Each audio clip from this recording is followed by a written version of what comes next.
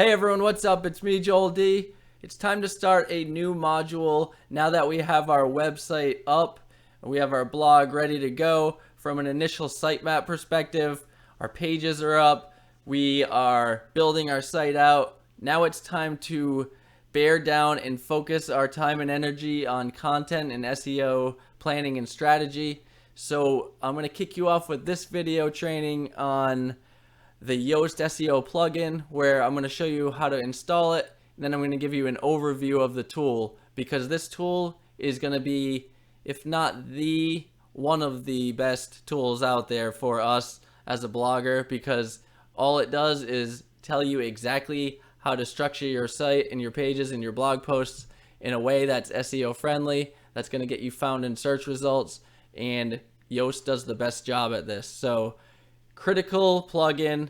Let's get it installed and let's get started. Now, switching over to my web browser, I have logged into my WordPress dashboard. I'm going to go down to plugins, click add new, and I'm going to search for Yoast. Yoast, like toast with a Y. And as you can see, when this pulls up, there are over 5 million active installations of Yoast SEO, over 27,000 reviews, and it's 5 stars. And they're pretty active. They've updated this plugin 6 days ago.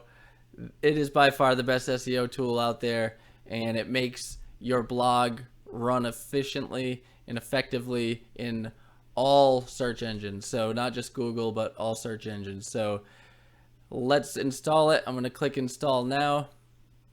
Wait for it to load as always.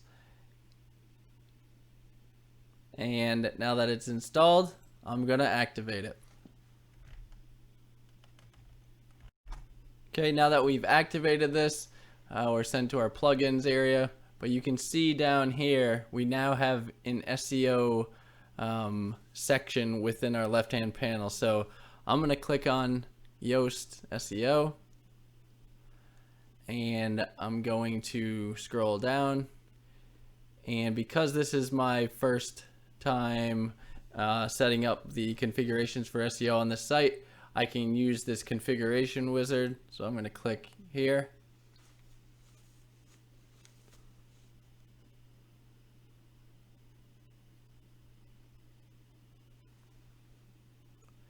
And here we go. So it's going to ask you, choose under construction if you want to keep the site out of the index of search engines. Don't forget to activate it once you're ready to publish your site. So option A, my site is live and ready to be indexed. B, my site's under construction, should not be indexed. We'll start with that because we're not live. We still have the coming soon sign up. I'll click next.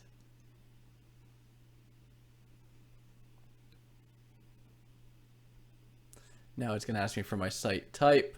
So what does my site dognerve.com represent? A blog, an online shop, news channel, small offline business, portfolio, something else. I'm going to click blog, click next. Now it's going to ask me, does your site represent a person or an organization? I'll say, an organization. Name of the organization, I'll just say is Dog Nerve. Facebook page URL, Twitter username, we can fill this in later. Provide an image of the organization's logo. I'm just going to do the icon logo.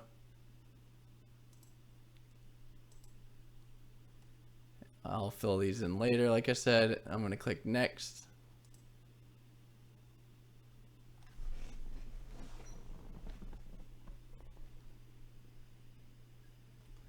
Okay, search engine visibility. Please specify what content types you would like to appear in search engines. If you do not know the differences between these, it's best to choose the default setting. So search engines should show posts in search results. Yes. Search engines should show pages in search results. Yes. Search engine should show my templates in search results. Yes. Products. Yes. And Elementor header, footer, and blocks template in search results. Yes. So everything's a yes here. Click next. Multiple authors. Does or will your site have multiple authors? I'm going to say no for this particular type. A lot of times, though, I will like maybe having guest bloggers post on my sites, or maybe I build out my team of writers. So this is such a unique niche that I don't think I would do that for this page or for this website. But I'm going to put yes anyway, because you never know. You could be building an empire where you have to hire writers specifically, or authors, I should say, in this case. And then I want guest bloggers, etc. So I'll just put yes. Title settings, I'll keep that as is. Then it's going to let me choose what my title separator would be. So whenever you go into a page up here, you can see Elementor site footer, they're using the bar. But here on Dog Nerve, oh, sorry, this is both Dog Nerve. Not sure why this one has a dash, but most of them have the bar. I'm going to use a bar, and I'll click next. Help us improve Yoast SEO. No, I don't want to allow you to track my site data. This is up to you. I'm just going to say no for now. And 8, continue learning. So here's where they want you to opt in. They do have a paid premium version of Yoast that you could eventually get up and running on your site, but I would stick with the free version for now, and that's what we're doing. If you want more information, they have awesome training. You could always go to their website too, but I wouldn't not recommend signing up for this. But if you want this beginner course, do it, and all you're going to get out of that is value. Click next. And that's it. I've done it. So this is the initial setup. This isn't all you do. I mean, what's going to happen now is we're going to create pages. We're going to create blog posts. And when we go to edit those and scroll down, and we're going to get into this later, I'll go into it right now just to give you a quick overview. But I'm going to click on my posts. I'll click on Hello World.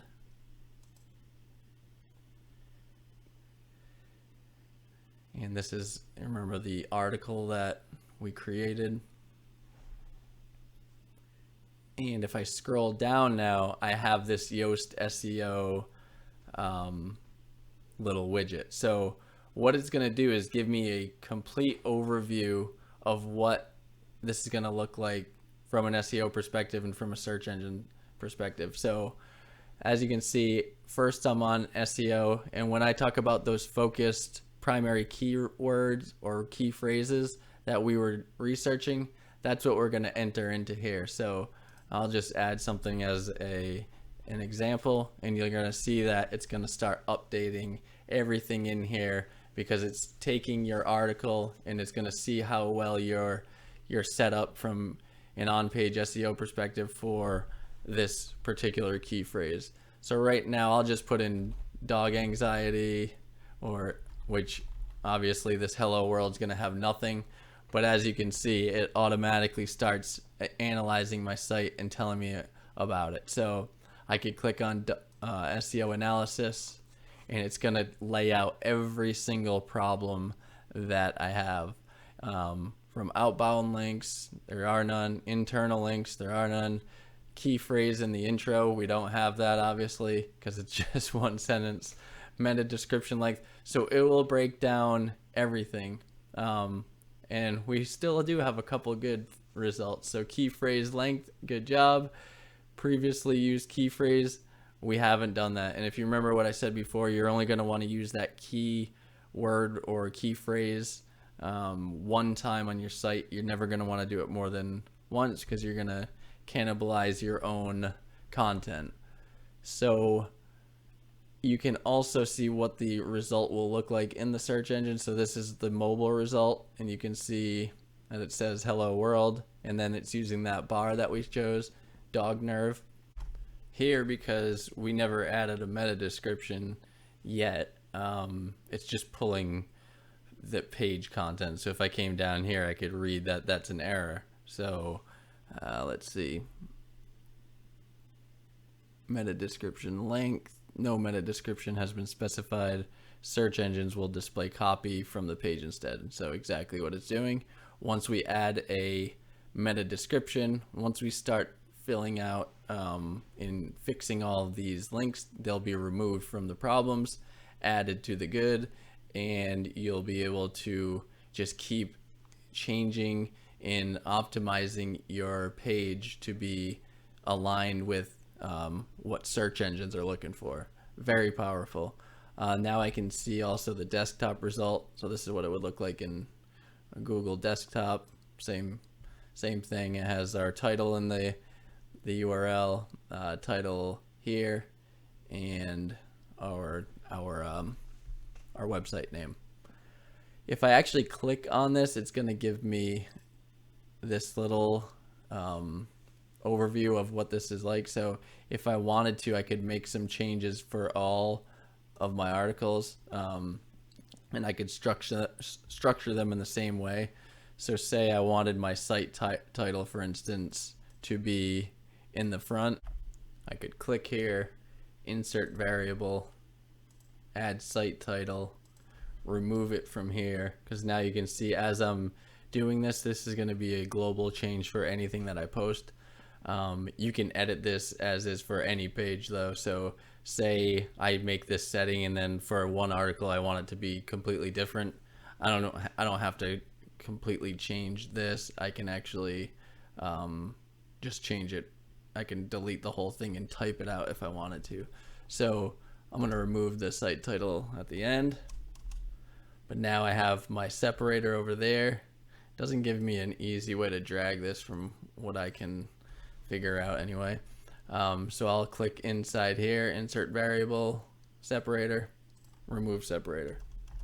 And now I switched this. So now it's dog nerve with then my article title, which I'll instantly change back by clicking in here and using Control Z, because it's actually a best practice to have your key phrase or your article title in the beginning here as opposed to the end. So I'm going to come in here, click Control Z, and come back to what it was before. Now I want to show you a couple of things, and one is the slug. So I can change the slug here, and this is what your URL is. So this WP admin would be hello world. So on our article it would be hello world. I can make any edits there. It doesn't always have to match my title exactly, but it's good to have the key phrase in there. And again, this will tell you that. Also, my meta description I can edit here because, as you know, I was missing that.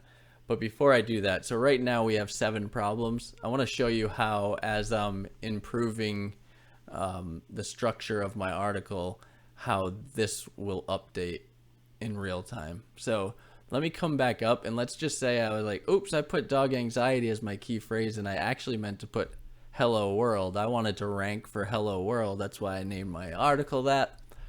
I mean, this is just an example. I don't think you really want to, I don't think there's too lucrative of a key phrase there, but I'm going to change this to hello world now,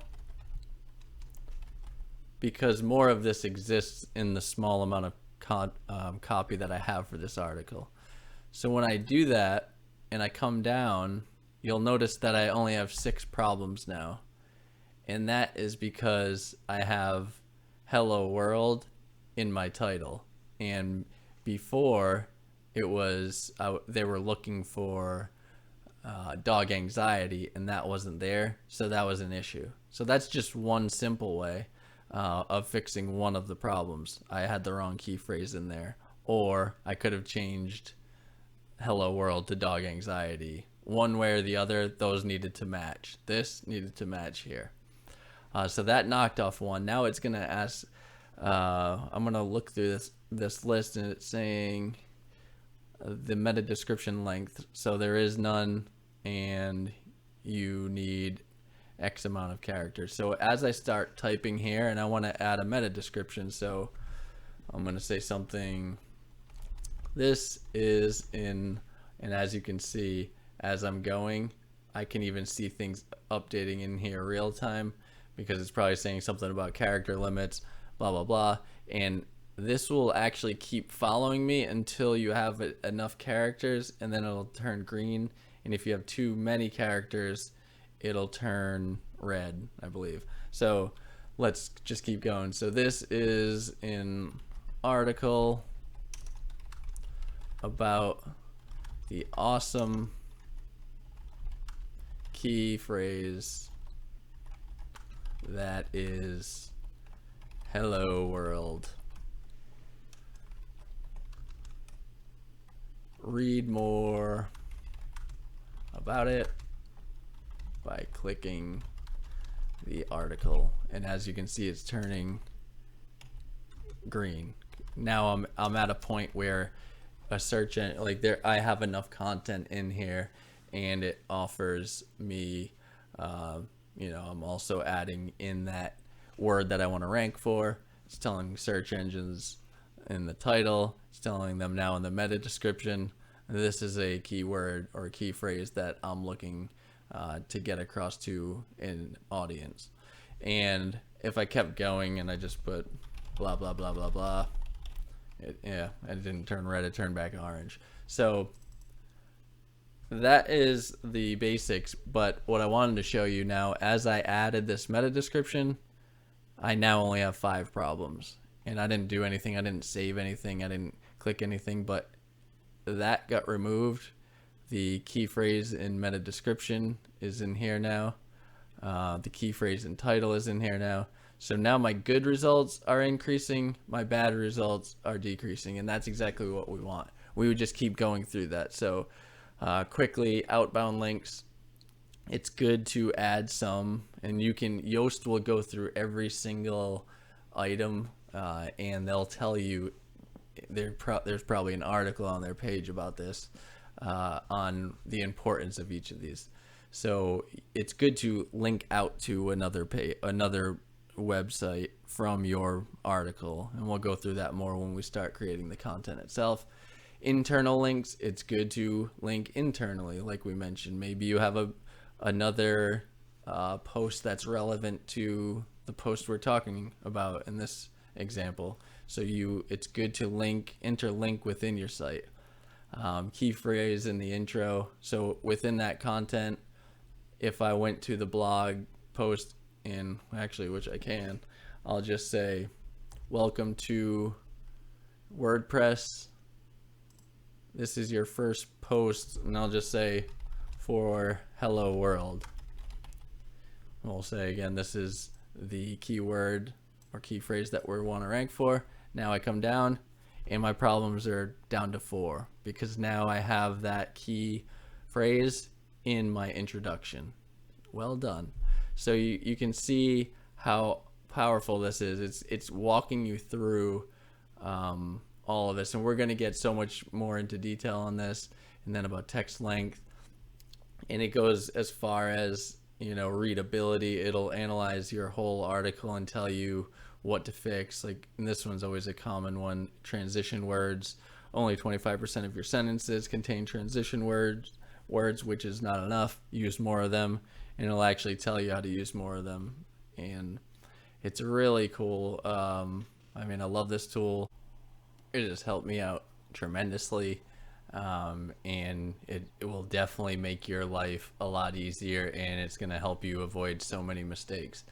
So what else here? It also gives you, you know, in the good advice, so you're using enough of an active voice, because if you're being passive a lot and you're using passive words, it'll let you know. Consecutive sentences, anything that's gonna you know, affect your ranking, even from a readability standpoint. And there's not too much data or statistics at this point around how that affects your ranking, but it's always good. I mean, I highly recommend that you make everything green in this as well. The better your article is, the more readable it is, the more SEO friendly it is, the higher you're gonna rank.